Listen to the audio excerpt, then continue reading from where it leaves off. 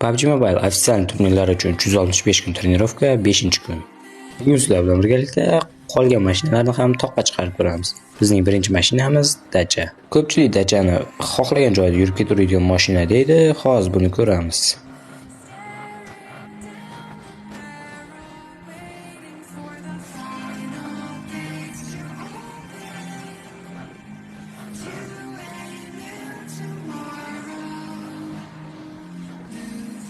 Lekin Dacia'da oldima chekka ham haydasam, orqama chekka ham haydasam toqqa chiqolmadi.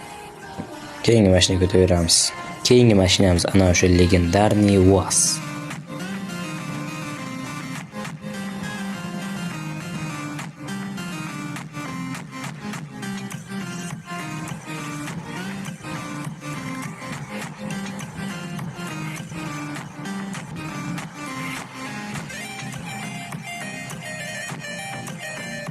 UAZni chiqolmaydi bo'lgandim, lekin u UAZ ozgina qiynalish bilan chiqib ketdi.